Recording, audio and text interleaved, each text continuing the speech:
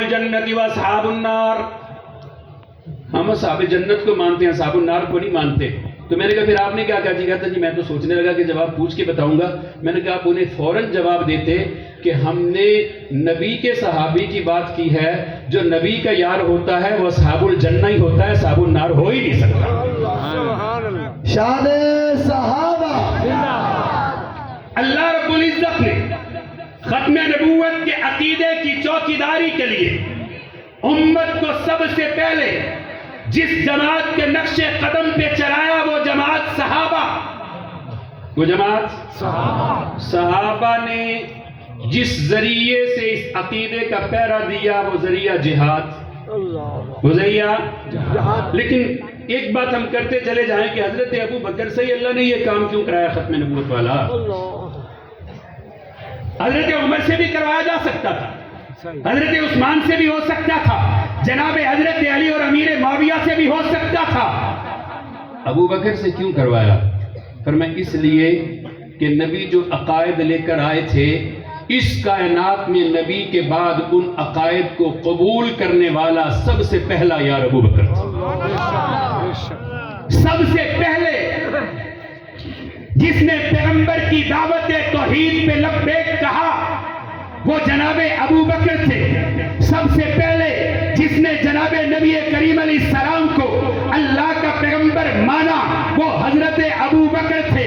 सबसे पहले जिसने खत्म नबूवत का एतराफ व इकरार किया वो हजरत अबू बकर थे। सबसे पहले जिसने नमाज अदा की पैगंबर के हमरा वो हजरत अबू बकर थे। सबसे पहले जिसने अपने माल से ज़कात निकाल करके दी है वो हजरत अबू बकर हैं। सबसे पहले रोजे के हुक्म को पूरा किया वो हजरत अबू बकर हैं। सबसे पहले अमीर हज बने तो हजरत अबू बकर थे। इसलिए जरूरत पेश आई पैगंबर के जाने के बाद जब लोग ज़कात का इनकार करेंगे तो मैदान में अबू बकर आएगा। जब लोग इर्तिदाद के रास्ते पे चलेंगे, लोगों को राह रास्त पे लाने के लिए अबू बकर आएगा। सबसे पहले लोग जब ज़कात छोड़ देंगे, इनसे निकाल के लिए अबू बकर आएगा। सबसे पहले अगर लोग खत्म नबूवत का इनकार करेंगे, मैदान में अबू बकर आएगा। रास्ता न रहे। चले एक लॉजिक की बात भी कर दे। आपने देखा है दुनिया में, पाकिस्तान में सियासी पार्टियां हैं, और अगर दुनिया की सतह पे देखा जाए तो मज़ाहिब, पूरी दुनिया के यहूदियों की कोशिश है सारी दुनिया यहूदी हो जाए। तवज्जो है? इंशाअल्लाह सबकी कोशिश है। ईसाई चाहते हैं दुनिया ईसाई हो जाए, हिंदू चाहते हैं सारी दुनिया, सिख चाहते हैं सारी दुनिया सिख हो जाए। मुझे आप बताइए 10, 20, 50 लाख 2 लाख आदमी अगर आके मैदान में कहें सिखो आज के बाद हम सिख हैं, वो कबूल करेंगे खुशी से या नफरत से? खुशी से करेंगे ना कि हमारी मेजॉरिटी में इजाफा हो रहा है, हमारी अक्सरियत बढ़ रही है। तवज्जो रखिएगा, बात बहुत गहरी है, समझ भी आएगी इंशाल्लाह। अजीब बात है, ईसाई चाहते हैं लोग ईसाई होना चाहिए तो हम आ जाते हैं, यहूदी बनने को तैयार, सिख बनने को तैयार। पूरी दुनिया के अंदर मुसलमान ही हैं। अगर मिर्जाई 50 लाख भी हैं वो कहते हैं हम मुसलमान हैं, हम कहते हैं भी वो कहते हैं हम मुसलमान हैं, हम कहते हैं मुसलमान।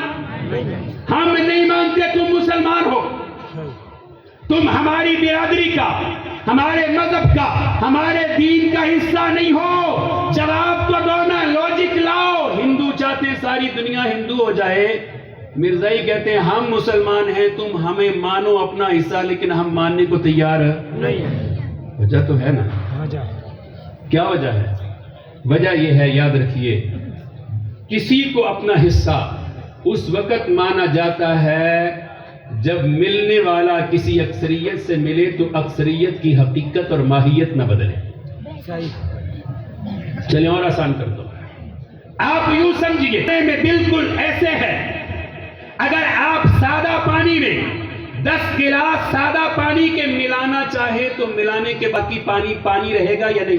पानी पानी समझने की बात पे ना बोलना, बस नारे लगाना सर।